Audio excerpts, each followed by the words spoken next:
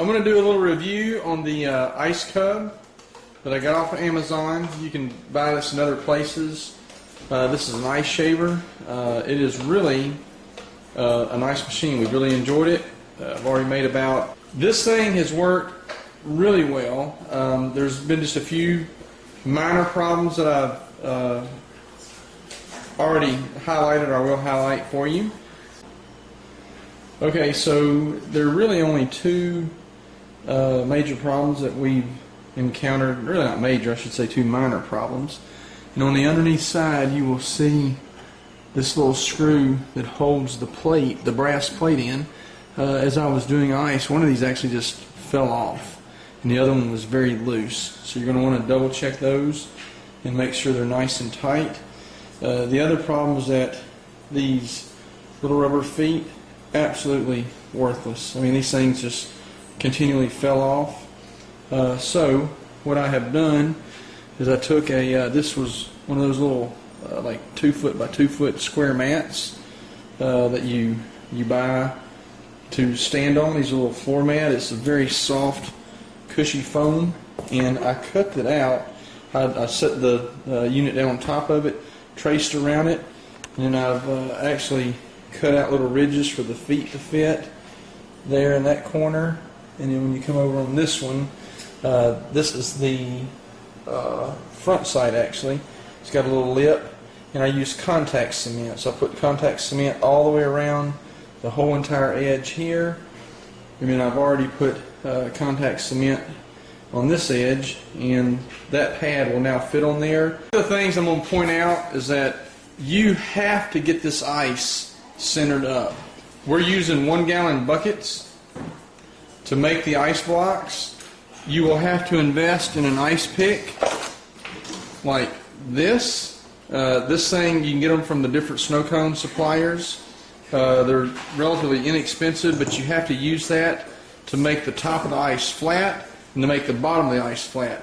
If it is slightly off, so it's very important to keep the top and the bottom, well, mainly the bottom, not so much the top, but just get the bottom nice and level. It will cause problems. Trying to think what else. Oh, the foot pad. This right here, this is a must.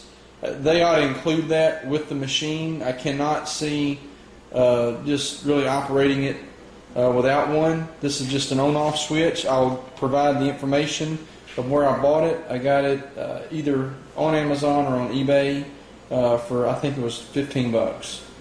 Just another requirement. When you're making and using this tray right here, that thing is worthless. I cannot see getting ice in that and then taking it out. We just use a big bowl, just like that. Stick it underneath. It'll begin to shave, and I'll go ahead and... Now, you always start out with this knob right here. You have it turned clockwise. That turns the blade all the way. It basically tilts the blade down so that there's no shaving. So all the way in, there's no shaving. When you first start out and you put the ice on there, you want to start in that position. And then as you shave, you will let it out until it begins to shave the ice, and you'll have the consistency that you're looking for. I don't know if you can really tell, this ice is nice and shiny. It's been allowed to sweat. In other words, we took it out of the freezer. You allow it to sit for a little while. It begins to basically thaw, and it's a softer ice, and it will shave really well. If you pull it right out of the freezer and shave it, it just doesn't do as well. So I'm going to cut it on, do just a little bit of shaving to show you. I've already dropped this straight down. Another thing that you can see right there, those things, that thing's turning and it comes down on your hand is gone. Probably some of the more expensive units have some type of safety mechanism, but in no way should any children be allowed to use this for that very reason. If it had a safety shield that came around and it couldn't turn on until the shield was in place, at that point, you know, even children could probably operate the machine relatively safely. But because of that, no children can operate this machine at all. Again, it's important for this ice to be centered. If it is not, it can when the thing grabs it and throws it around, it can hit the plastic. I don't know if it could ever bust it. I've had it once, the ice, when we first started using it. The ice was off balance and bam, I mean, it just started wobbling and went nuts. I quickly turned it off. But you learn when it doesn't take long to figure out what you're doing. So I'm going to start it. Now, I'll let it spin just a little bit, and then I'm going to turn this, and you'll hear it start to shave the ice. There you go, it's shaving, and I may move it up just a little bit more, and I'll just just spin this bowl, because again, you can either do them one at a time, or you can just get a big bowl of ice. But if you let it out too far, the ice is going to be very coarse. If you keep it up close, it's a real fine ice, which is going to be really the snow texture that you're looking for.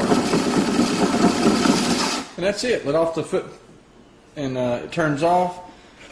You know, what is going to be the hardest thing is learning how much of this you're putting in a cup, how much juice or syrup you need to use. The best way to begin to really learn how much you're using, and you can count your seconds as you're pouring. I think 4 seconds in pouring on one of these is 1 ounce. But the best thing to do is use a clear Tervis tumbler, fill it with ice, and begin to pour. And you can actually see how much syrup is going to the bottom. And that's going to let you know how much syrup you should really use. Because once you start using like styrofoam cups or any other cup that's not clear, you don't want to have too much syrup, but you want to have enough. I bought the syrups from the place out of New Orleans. I can't remember the name, but it will be posted in the review. But there's a place out of Louisiana that you can buy your flavors, and basically Southern Snow. There it is, right there on the thing. This is the only way to go. If you're going to do any flavors, I mean, start out with 5 flavors. This is $9. This will make many gallons. I made a bucket to hold the syrup. To make simple syrup, you use 5 pounds of sugar to 1/2 gallon of water, and it's actually a little over 1/2 gallon, and that will make 1 gallon of simple syrup. So 5 pounds of sugar, 1/2 gallon of water will yield 1 gallon of simple syrup. If you boil it for about 3 to 5 minutes, that is supposed to break down the sugar and make it even have a sweeter taste. I did that. This is not for a business. This is more of a hobby and just serving, like at church events and things like that. People that are doing it for a business, do what you need to be most productive. I just wanted the best flavor, and just wanted something that tasted really well. And so again, sorry for the dinner showing up there, but that's it. This is the machine. If you're looking for something that's going to produce great ice for a little over $200, you cannot go wrong here. And that's it. Hope you enjoy it, and I hope it serves you well.